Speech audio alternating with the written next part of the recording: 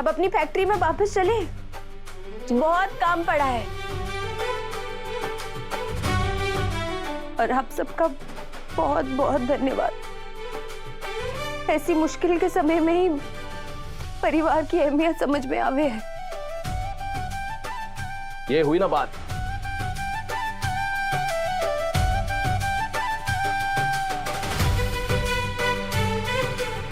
दादी सा अचानक कहाँ चली गई? हाँ, अरे कटे है तू, कोठी के बाहर खड़ी हूँ कब से।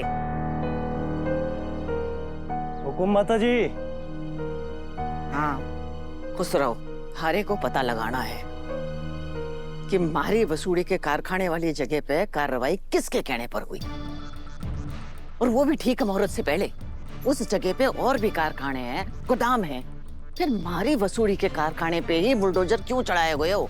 माता जी, इतना तो मैं पहले ही पता करके आया हूँ कि आज जो वसुधा जी के कारखाने पे कार्रवाई हुई वो किसी के कहने पर हुई।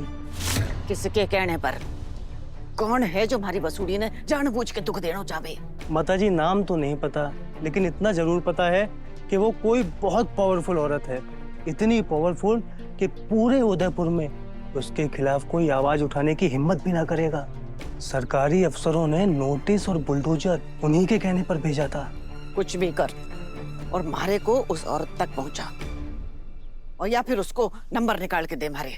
माफ कीजिएगा माता जी, उनकी कांटेक्ट डिटेल तो नहीं निकाल पाऊंगा, लेकिन जिस सरकारी अफसर के कहने पर बुलडोजर चला, आप एक बार उनसे बात कर लीजिए, वही आपको उनका नाम बता पाएंगे। सही कह रहे हो तू, मारे को उस अफसर को नंबर दे। जी माता जी।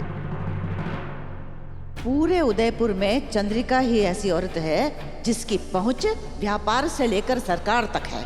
मारे कोट तो इस चंद्रिका पे पूरा शक है, इसलिए अब आमने सामने बैठकर बात करने को पक्का आ गया है। माता जी प्रणाम। माता जी। पिया बोले, पियू बोले, क्या ये बोले जानू ना, जिया डोले हौले हौले, यूं ये डोले जानू ना। रुक क्यों गई बहुरानी? गुनगुना। अरे आज तो बड़ो शुभ दिन है, मंगल गान तो होने चाहिए। माँ जी साहब, क्या अब अपने घर में अपने कमरे में गुनगुनाना भी गलत है? ना ना ना, तू 24 घंटे गुनगुना सके, क्योंकि गुनगुनाने से दिमाग इधर उधर ना भटके और मन में भी ना बुरे बुरे ख्याल ना आवे। हाँ, लेकिन अगर यो गुनगुनानो अपनी बहू के बर्बादी की खातिर हो रही हो है ना, तो फिर यो गलत बात है। आप कहना क्या चाहती हैं माँ जी साहब?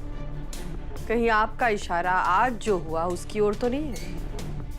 क्या आपको ये लग रहा है कि उस नोटिस और बुलडोजर के पीछे हमारा हाथ था? इस बात को तो मैंने अभी कोई जिक्र भी ना किया। हाँ, लेकिन जिसके मन में चोर होवे है उसके मुंह से सच बात छिप ना पावे ज्यादा दिन तक। माँ जी साहब, बिना किसी सबूत के हम पर इतना बड़ा इल्जाम कैसे लगा सकती है? सबूत की जरूरत उन्हें पड़े बहुरानी जो थारे पे अंधो विश्वास करे, और हमारे को तो थारे पे रत्ती भर भी भरोसा ना है। नस नस से वाकिफ हूं तारी, और अच्छी तरह से जानू हूं कि तू वसूड़ी से जले है, और सिर्फ जले ना, अरे उससे हारने में भी डरे है तू।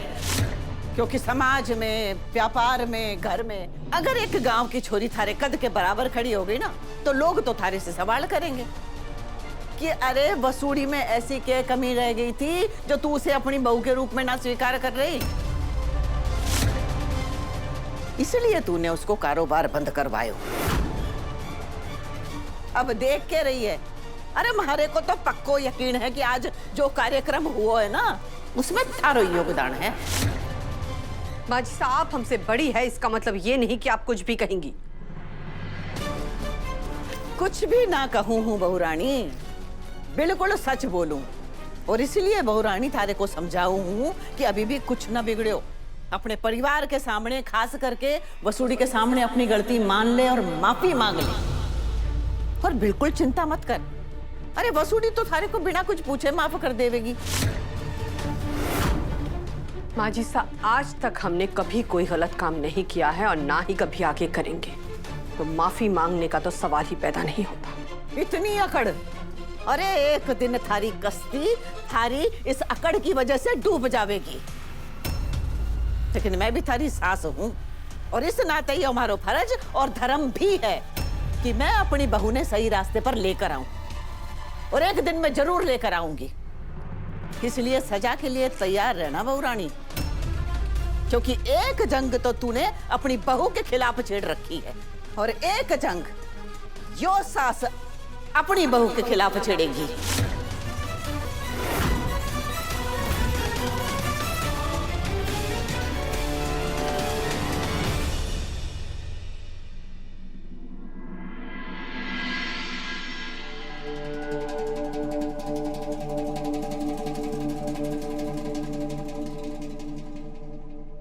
बाईसा, आप ऐसे उदास ना होइए। आपने ही ना हम सब ने सिखाया है ना कि अगर किसी परीक्षा में फेल हो जावे तो वो जीवन का अंत ना है। हाँ वसु, तू उदास मत हो, उतार चढ़ाव तो आता जाता रहता है। जरूरी ये है कि हम सब एकजुट हैं। हाँ भाई साहब, अब आप भी काम में मन लगाइए और हम सब मिलकर ये आर्डर जल्द से जल्द पूरा करेंगे। बिल्कुल सही कहा लक्ष्मी ने। अब वसु और हम सब का सारा ध्यान हमारे आने वाले ऑर्डर्स पे होना चाहिए, हमारे आने वाले बिजनेस पर होना चाहिए। ना कोई डिस्ट्रैक्शन, ना कोई डीमोटिवेशन, ना कोई फोन चलाएगा, बस एक टक फोकस हमारे काम पर। सब तैयार हैं? हाँ। गुड।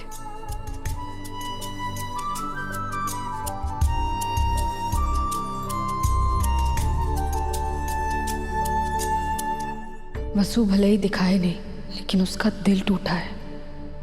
इसलिए आज मुझे स्पेशल ध्यान रखना होगा कि फैक्ट्री में कोई नई गड़बड़ी ना हो, जिससे वसु और परेशान हो जाए।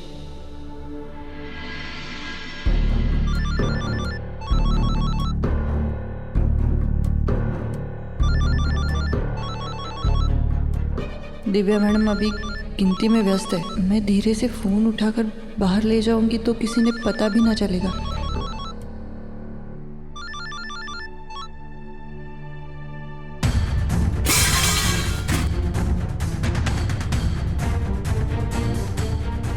केसर, ये तूने क्या कर दिया?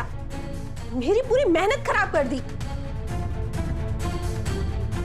केसर काकी फिर से फोन चला रही हैं आप। मैंने साफ साफ शब्दों में आपको कितनी बार समझाया कि काम के वक्त आप में से कोई भी अपना मोबाइल फोन नहीं चलाएगा। देखिए, पूरी मेहनत बर्बाद हो गई है। यहाँ मौजूद कोई भी लेडी अपने फोन के पीछे इतनी पागल नहीं है, लेकिन हद कर दी आपने। आपने देखा ना, गीता काकी की सारी मेहनत बर्बाद हो गई सिर्फ और सिर्फ आपके इस फोन की वजह से। माफ कर दीजिए वसु मैम, दिव्या मैम, मुझसे गलती हो गई। माफी मांगना कोई सॉल्यूशन नहीं है। आप खुद देखिए ना, कम से कम 2 किलो अचार का नुकसान हुआ है। कौन करेगा इसकी भरपाई? आप करेंगी? चलिए ठीक है, हम सब एक टीम है, ये समझ के हम सब इसकी भरपाई भी कर लेंगे। पर बात अभी की है ही नहीं। मैं आपको इतने दिनों से देख रही हूँ, आपका ध्यान काम में होता ही नहीं है। आप यहाँ पे काम मांगने के लिए आई थी, आपको परेशानी थी इसलिए आप आई, लेकिन अगर आप काम पे फोकस ही नहीं कर सकती तो आपको ये काम खुद ही छोड़ देना चाहिए। दिव्या मैडम, जाने भी दीजिए ना, हो गई गलती। अरे नहीं वसु, मैं कितनी बार उन्हें प्यार से समझा चुकी हूँ, लेकिन वो समझती नहीं है। फिर मुझे इसी तरह से बात करनी पड़ेगी। सुनिए फिर अब। दिव्या मैडम, आपको हमारे से इतनी दिक्कत है ना, तो आप हमारी छुट्टी कर दीजिए। हमारी वजह से आपने सबके फोन रखवा लिए। मैं फोन पे टाइम पास नहीं कर रही, हमारी कोई मजबूरी भी हो सके। पर आप बड़े लोगों को, हम आम आदमी की मजबूरी क्या समझ में आएगी?